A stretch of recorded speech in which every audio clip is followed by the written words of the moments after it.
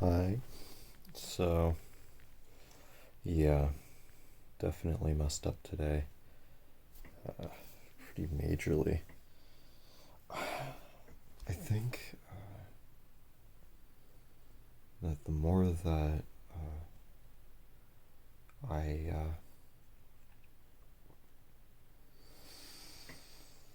try to be an example to others, and the more that I try to be a light, the more opposition that I'm going to get. Meaning that I need more covering and need more prayer and to get closer to the Lord. And, you know, it's been difficult for me to stay consistent, honestly, um, especially with prayer. And I think the enemy's strategy has been to just, these days, has been to just keep me up, keep me up at night. And, so that I spend time doing garbage. And then eventually into worse, actual garbage. And I was just like in the middle of one of my garbage sessions, and I was like, man, this is hell. This is like the depths of hell that I'm in right now. And that gave me enough clarity in order to stop at that moment, pull myself out.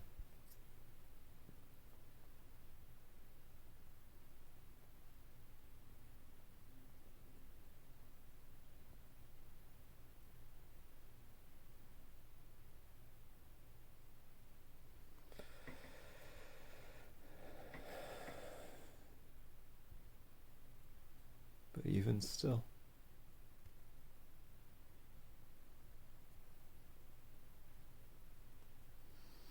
he sent his son to die for me.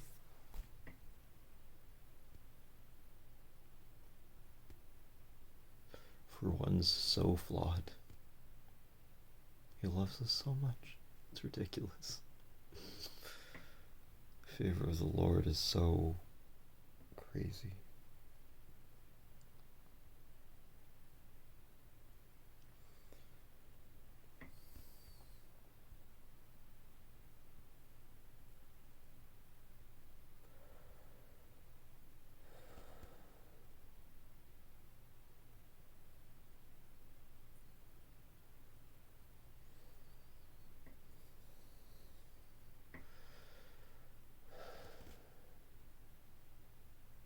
And what's best is to get out of it quickly. Because if you remain in the garbage, if you remain in hell, then it's not going to be a good place. Mindset on the flesh is death, and death, and death, and death. Get out of it quickly. Reconcile with God.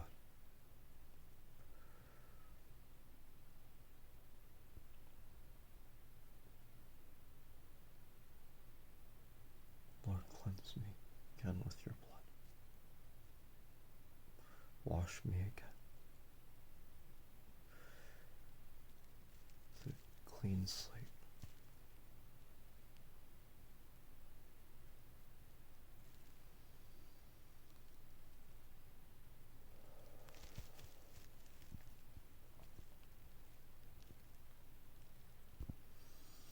In a lot of ways, it's becoming better still. Because, we stumble, we fall, but we can get right back up again. Keep going.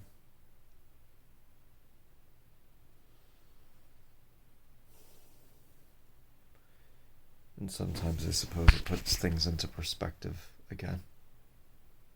Like, yeah, we are very, very much human. We are very much sinful people. But wow, the grace of God. How wonderful and glorious He is.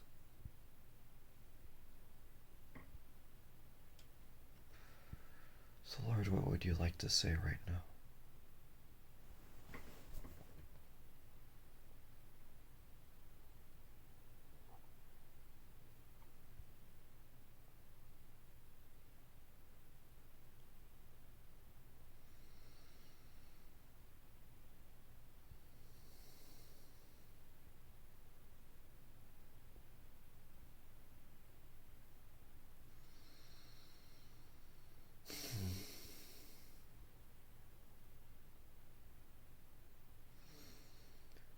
in the book of Jeremiah,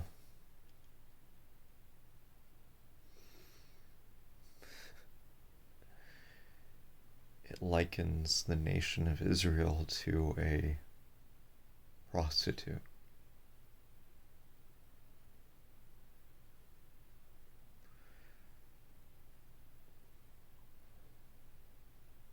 And in throughout the Old Testament, it likens God to being a husband who cleaned up the wife and brought her to a proper place, but then Israel sinned and went back into her prostitution. Like a dog returning to its vomit, like a sow, a pig returning to the mud, lusting after, the other nations and their enemies. And you can feel the pain, the absolute pain that comes from that. As he's like forced. It's like to judge the one whom he loved and still loves.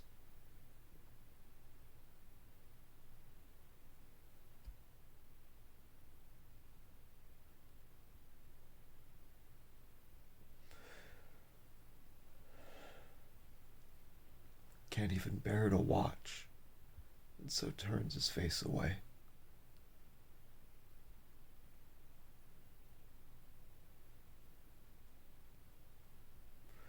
What tragedy.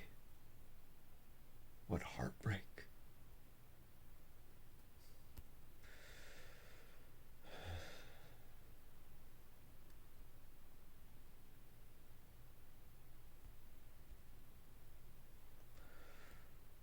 But alas, what redemption in the end.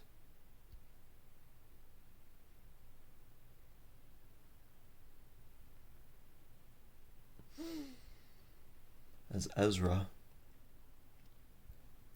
is like the physical embodiment of that parable.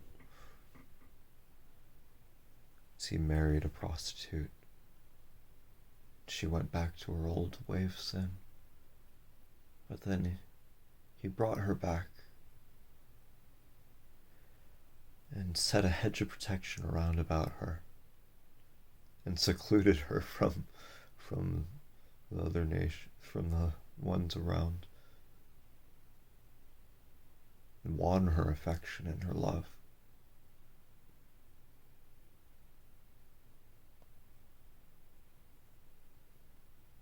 I don't think it's Ezra that I'm thinking about. It's a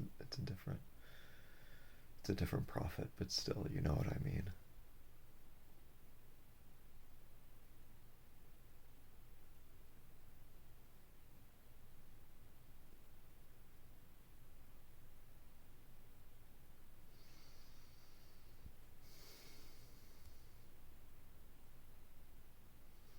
And so he woos us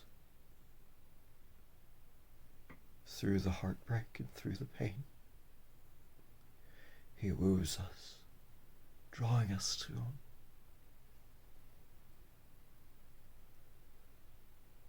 Do you love me? I love you so much. Are you willing to love me back? Are you willing to love me?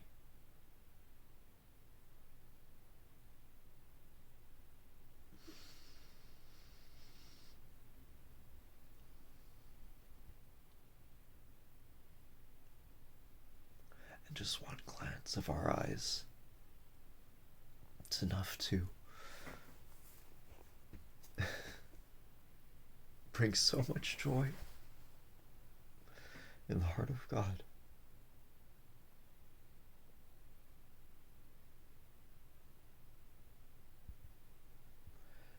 as the church struggles with all this pain and division and fancying the world and all of its lusts, and I'm sure that the heart of God is in pain. But in the end, there will be full redemption. As in Revelation, when the redeemed bride of Christ marches forth and fights against the enemy alongside Jesus. The bride of Christ in spotless gown.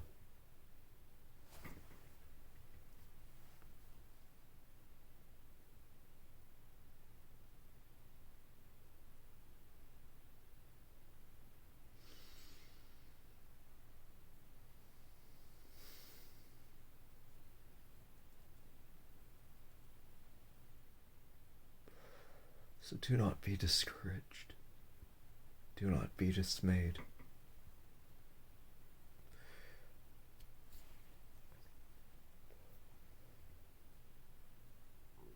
When the storm comes in, when your enemies surround you, trust in the Lord with all your heart, and lean not on your own understanding. In all your ways acknowledge him, and he will make your paths straight.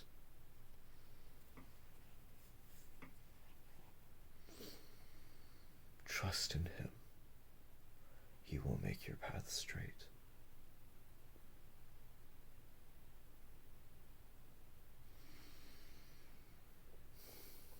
Blessings to you all. Good night.